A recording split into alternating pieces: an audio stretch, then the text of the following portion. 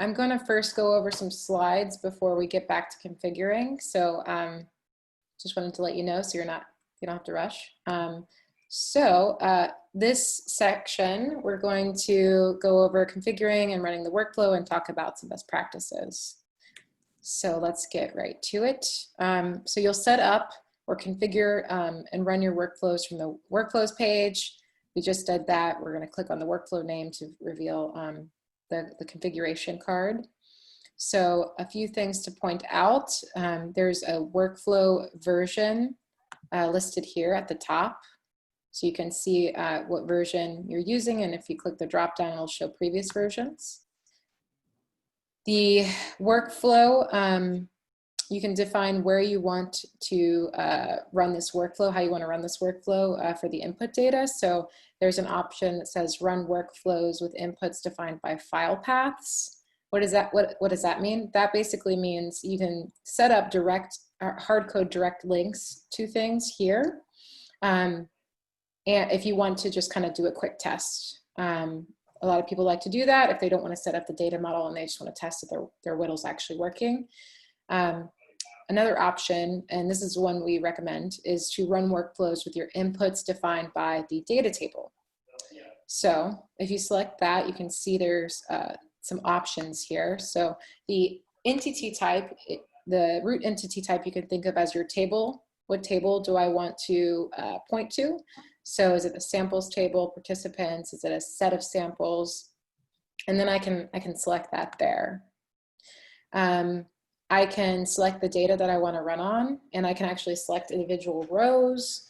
I can select a sample set that I've created, you know, that whatever I want to run on. And then I can decide if I want to use call caching. So call caching basically means I want to take advantage of successful runs that maybe I've had before. Maybe I had a successful task, or I want to take advantage of things that have already ran. There's already data there, and I want to use it again when I run again.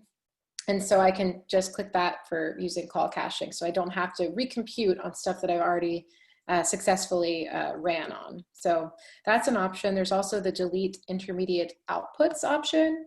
So if a workflow succeeds, this option will only save the final outputs, the final output files of the workflow.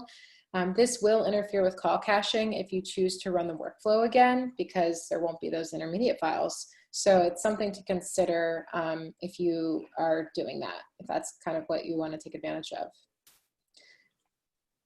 Okay, so moving further down the page, you'll see here the script section. That's where you can actually see the WDL workflow. You can't edit there, but you can actually just see what's going on.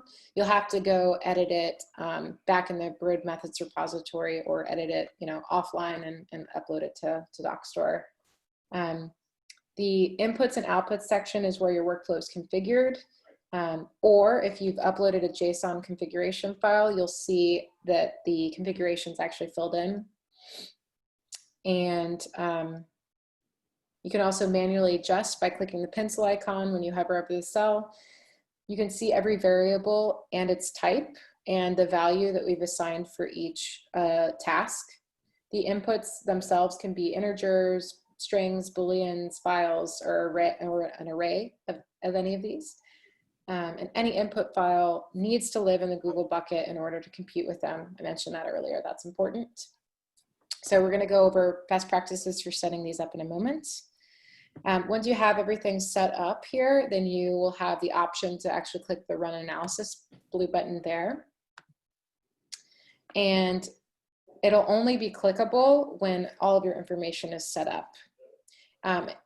Note that this doesn't guarantee that everything is correct, but Jason will talk more about troubleshooting and whatnot later. So now let's go over some best practices for setting up the workflows, and then we'll get to the hands-on portion. Okay, so 3 basic best practices, they're recommendations, will help your workflow analysis be reproducible and scalable. So using the reference data tables for inputs, using your workspace data for Sorry? Okay. Yeah, please interrupt me if you have any questions. I can't see anything but my screen for the presentation, so I can't tell if people have their hand raised. So, all right, so you can use Workspace data for Workspace level metadata, and we haven't talked about that yet, but we'll talk in more detail about that in a second.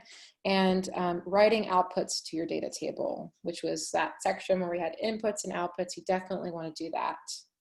So let's start with the first one. We'll use the aligner workflow that you imported from Dockstore, which is meant to specifically run on CRAMs. And so what we're going to do is we're going to reference our data table instead of hard coding the input variables. If you hard code the links to the input CRAMs in your Google bucket, you're not taking advantage of Terra's ability to run on multiple samples at once with no manual interference. So this is definitely something we want to take advantage of. Instead, file links should exist in your samples table. So if we're running on, say if we defined that we're running on a sample table, we would type this dot, and this means this sample table. If I chose to run on a root entity type of participant, it means I want to look at the data that's in the participant table. So this dot basically says, look at the sample table and find a column. And because I want to have an input CRAM file, I want to find the column that's called CRAM path. And you can see in the little drop down here, you don't have to type it from scratch. We will look in that table for you and tell you what columns you have available to you. And then you can select that. Any questions about the this dot thing with the data table? This can be tricky when you're first getting started. Yes, so I only see this program ID under input CRAM file. So this is the one that you need to choose? Yeah, and we'll actually do that together in a second. We'll go through everything on how to configure it. This part is just talking about best practices before we do it. Okay, so next is the second tip is to reference your workspace table for workspace level metadata. So say you have multiple workflows in your workspace, and you want to have defined some variables or define some things that you can use across those workflows. For example, Docker images, you might use the same Docker image for multiple workflows. This is where you'll use this table called workspace data, and it looks like this. And this is where you'll define what these things are, and you can put links to what they, where they live. And you can think of this also as like a global variable. So if you have reference files that are not available in the human reference data table, you can add them here. This is a good place to put that stuff. All right, so finally, you can optionally define your outputs. So if you run a workflow in Terra and you don't define the outputs, you will still get the outputs. They will still be spit out to your Google bucket. However, it's really nice to write them back to your data table because that just keeps all of your data organized. So when I'm done with this aligner workflow, I have this dot analysis ready bay and ready bam. This means it's going to actually, for every sample that I'm running on, it'll put a new column into the table, and it'll be called analysis ready bay, and it'll put the BAM index like right there that was generated from a successful run of this workflow. So if you don't define this, again, you'll still have the data in your Google bucket. It's just a little bit hard to find it. You'll be able to find it in your monitor tab within your job history, but the submission IDs are long random strings, so it can be challenging to track your output files with your input unless you define your outputs. So we'll go over that together. All right, so this is just, again, the best practices listed here. And let me see if there's anything I didn't cover. Yeah, so I think I've covered everything here. So input data, what table is your workflow being run on? Remember that when you're thinking of how to define that root entity type. Workspace data, use that again for your references or Docker images. You'll find other reasons to use it too across workflows as you start working in the platform. And then definitely for your output data, try to write it back to the tables. Okay, so now we will talk about optimizing workflows to spend less, and then we'll finally get back to the hands-on portion. So there are several ways to set up your workflows for cost-efficient analysis. Here are some of our recommendations. Use only what you need. So the rate you pay for compute is based on the technical specs of the machine you use. So the beefier the machine you use, the higher the rate. So you can save a lot of money by making sure you aren't using machines that are beefier than you need. For disks, we found that SSD is barely faster than HDD, so we typically recommend that HDD because it's cheaper. And for there's this concept of preemptible machines in Google, and basically what we recommend here is using those machines. Preemptibles are ideal. They're basically saying to Google, hey, you can interrupt my machine, you know, up to this many times. So if I say for preemptibles, I want the number to be 3.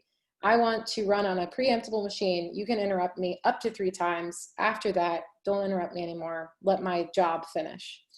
So we recommend using those machines if your task is 6 hours or less, because there's a good chance that you're going to finish on your first attempt without getting interrupted. And a note on the cost, preemptible VMs are up to 80% cheaper than regular instances. So we definitely have them written in all of our workflows that we provide. We have that option in the configuration. So call caching is great if you don't want to pay to rerun successful jobs. We talked about that. Right now, it's turned on automatically in Terra, and there's a checkbox that you can turn it off if you don't want to use it. Some questions we get about call caching: when do you want to avoid it? If you want to fully recreate an analysis to check its validity, you might not want to use call caching. If you have tasks in the workflow that do something dynamic, so LSing a bucket, querying an external database, downloading a file that was not localized by our execution engine, then you probably want to avoid call caching. But generally, that's not a best practice for writing workflows that are meant to be reproducible. So that's a note on call caching. NIO is a feature that allows you to stream only part of the file that you need to the machine. So that's great, because if you don't want to use the entire or the entire whole genome, maybe you're only using a certain section for a specific job, then you don't have to wait till the machine localizes the entire file. So this saves time and money, because you're not waiting for maybe the whole file to get localized to the virtual machine. And this is only compatible with some tools, so you need to make sure that your tool can take advantage of NIO. And then finally, we talked about deleting intermediate files to save storage costs.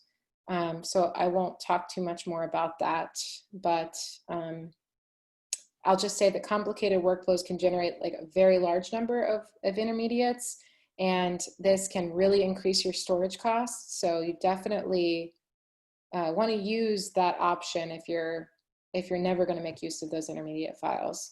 And I think we had a large scale project at the Bureau that we discovered 85% of their storage cost was going to storing intermediate files, which no one ever used. So that saved them tens of thousands of dollars by using that option, which is great. All right, so you've learned how to find, set up, and run a workflow for your analysis, and how to optimize to save money. So let's go over and actually configure.